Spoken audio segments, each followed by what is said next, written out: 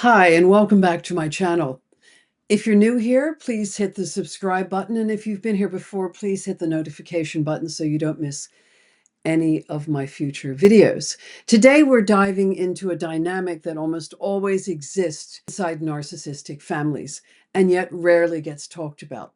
If there's a narcissistic parent in the home, there is almost always someone right beside them or behind them who makes the entire system function. This person shields them from consequences. They smooth things over. They keep the peace. We call this person the enabler. And without them, the narcissistic family system falls apart. Hi, I'm Michele Paradise, and I bring evidence-based information coupled with my own personal experiences to help you navigate the most important relationship in your life, which is the one with yourself. So let's get started. Let's break down who the enabler is, why they do what they do, and the devastating impact it has on the children who grow up in this environment. So here's the first truth you need to know. Narcissists never operate alone.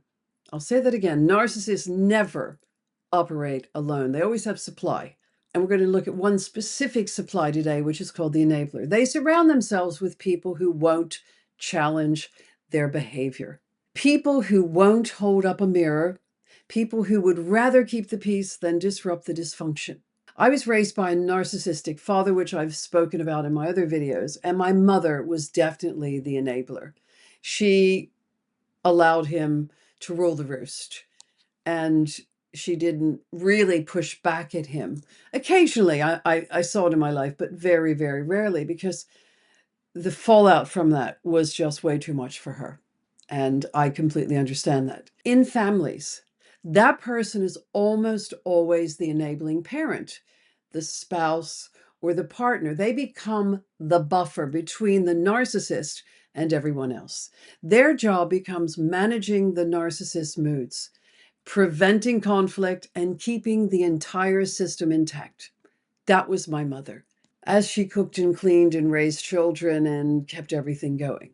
You'll hear them say things like, "You know that upsets your dad." I definitely heard that. Or, "Wait till your father comes home. That was terrifying." Or, "Just don't say that to your mom today. She's not in a good mood." Or, "If you didn't do that, this wouldn't have happened." In other words, they protect the narcissist by placing responsibility everywhere except where it belongs. Now, here's the complicated part. The enabling parent isn't always malicious. My mother wasn't malicious. She was obsequious, if anything.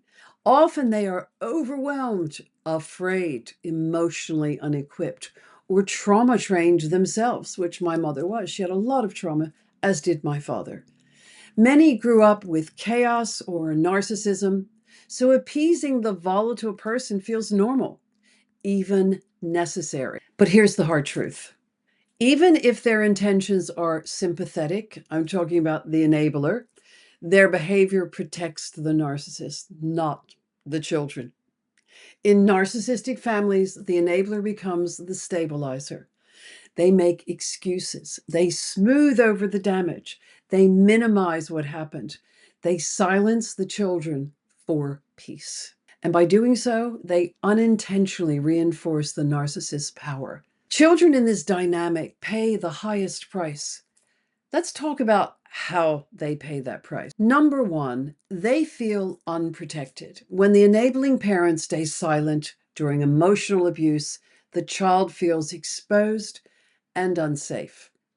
The person who should protect them doesn't. Number two, they feel betrayed.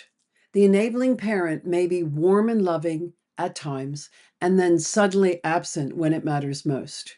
This inconsistency is deeply confusing. Number three, they internalize guilt and shame. The child takes responsibility for the narcissist's anger and the enabler's distress. They think, if I were better, this wouldn't have happened.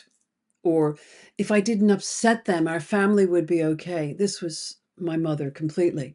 This is how a trauma bond forms. Number four, they become hypervigilant. Children learn to scan the environment for the narcissist mood shifts.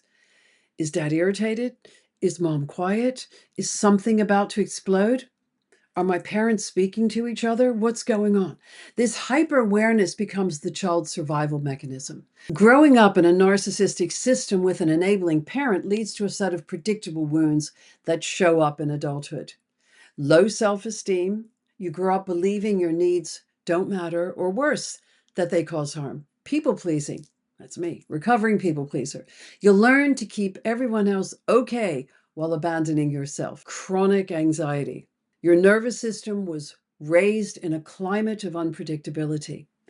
Difficulty forming healthy relationships because intimacy feels dangerous or because you gravitate toward emotionally unavailable people. Repressed or explosive anger. You were never allowed to express anger safely. So it either gets buried or erupts uncontrollably. And I have certainly experienced this for myself. Choosing emotionally immature partners because dysfunction feels familiar, even comforting. Feeling responsible for others' emotions. This comes directly from being assigned the emotional labor of keeping the narcissist calm. These are not personality flaws, they are survival adaptations. If you grew up with a narcissistic parent and an enabling parent, that's not easy to say, your wounds make sense. Your patterns make sense. Your anxiety makes sense. Your people-pleasing makes sense. You learn to survive a system that never centered around your needs. And here's the good news. What was created in a dysfunctional family system can be healed in a healthy family system. You are not broken. You were conditioned, and you can unlearn what harmed you. And also, it's over. You're an adult now. I'm sure you're an adult sitting there listening to this video. And the worst is over. They can't harm you anymore. You don't live in that environment. Narcissists never operate alone. So thank you for watching or listening to my video today. And all that remains for me to say is please stay safe. And I look forward to seeing you soon.